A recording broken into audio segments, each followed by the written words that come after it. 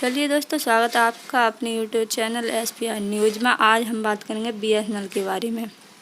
तो चलिए दोस्तों, ज़्यादा टाइम नहीं लेते हुए वीडियो को करते हैं शुरू। अगर हुआवेई ZTE सौदों को रद्द करने के लिए मजबूर किया जाता है तो वोडा, आइडिया, एयरटेल और भारी भुगतान का सामना करना पड़ सकता है।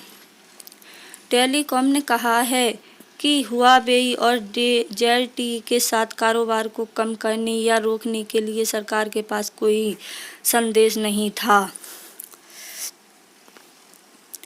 BIAL का AGR बकाया 58,000 करोड़ रुपए से अधिक है, जिसमें से लगभग 7,000 करोड़ रुपए का भुगतान किया गया है, जबकि एयरटेल का लगभग 43,980 करोड़ रुपए आंका गया है, जिसमें से यह 18,000 करोड़ रुपए से थोड़ा अधिक है। वोडाफोन आइडिया और भारती एयरटेल को चीनी विक्रेता बकाया में क्रमशः 60 से 65,000 डॉलर और 300 मिलियन का भुगतान करने के लिए मजबूर किया जा सकता है।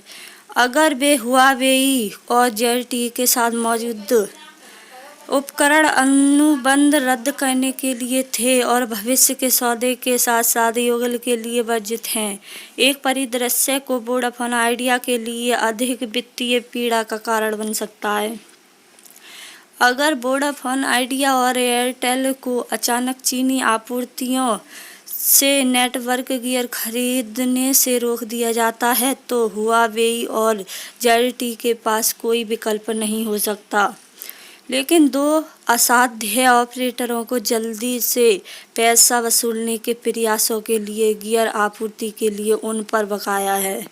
एक उद्योग के कार्यकारी जागरूक मामले की टेलीकॉम हालांकि सरकार और हुआवेई और ZTE के साथ अपने व्यापार को प्रतिबंधित करने या रोकने के लिए अभी तक कोई संचार नहीं है।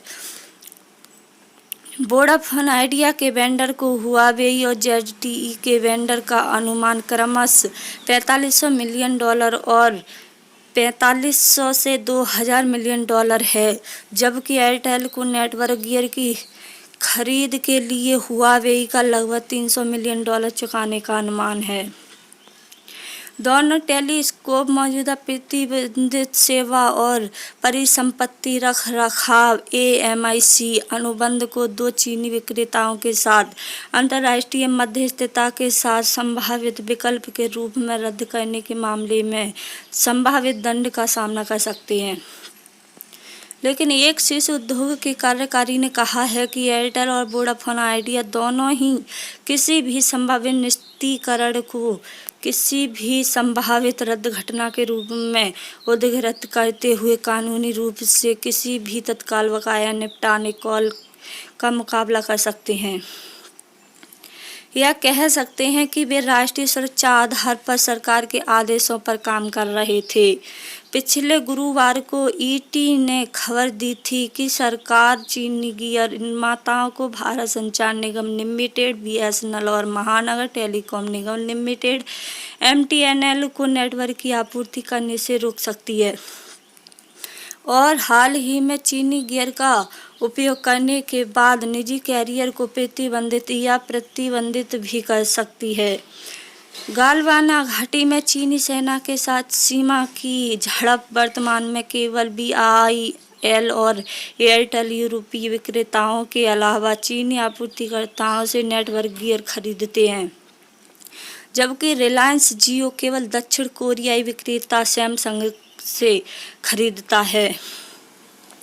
लेकिन अगर भारत में हुआवेई और ZTE प्रतिबंधित है तो संभावना है कि दोनों अपने बकाया के जल्द निपटारे के लिए जोर दे सकते हैं, जो आगे चलकर BIAL के लिए नकदी प्रवाह की चुनौतियों को बढ़ा सकता है और यहाँ तक कि एयरटेल के लिए कुछ अल्पकालिक दर्द का कारण बन सकता है, क्योंकि दोनों अभी भी साथ हैं। विशाल AGR समायोजित सकल राजस्व भुगतान। राजीव शर्मा SBI की सिक्योरिटीज के अनुसंधान प्रमुख ने कहा है, BIAL का AGR बकाया 58,000 करोड़ रुपए से अधिक है, जिसमें से लगभग 7,000 करोड़ रुपए का भुगतान किया गया है, जबकि एयरटेल का लगभग 43,980 करोड़ रुपए आंका गया है, जिसमें से यह 18,000 करोड़ रुपए से थोड़ा अधिक है। एयरटेल के एक प्रवक्ता ने इस तरह की चिंताओं को खारिज करते हुए कहा है कि यह अपने सभी नेटवर्क गियर आपूर्तिकर्ताओं के साथ सौहार्द संबंधों का आनंद उठाता है और आवश्यकता पड़ने पर वेंडर को बकाया राशि देने के लिए पर्याप्त नकदी है। सुनील मित्तल की अगुवाई वाली टेलको के पास अपनी वित्तीय प्रतिबद्धताओं को पूरा करने के लिए पर्याप्त नकदी प्रवाह से अधिक नहीं है, लेकिन निवेश करने के लिए महत्वपूर्ण है।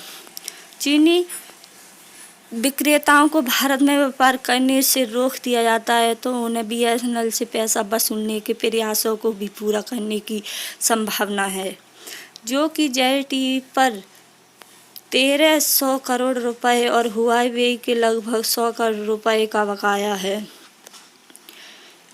भारत के टेलीकॉम ने कहा है कि भू राजनीति चुनौतियों को वाणिज्य संचालन और निर्णय लेने की अनुमति नहीं दी जानी चाहिए। उनका तर्क था कि भू राजनीति मुद्दे सरकार की सिद्धता है और ऐसे निर्णय विशिष्ट विचारों से संचालित होते हैं। इन्हें वाणिज्य लोगों कंपनियों की सिद्धता से अलग रखा जाना चाहिए।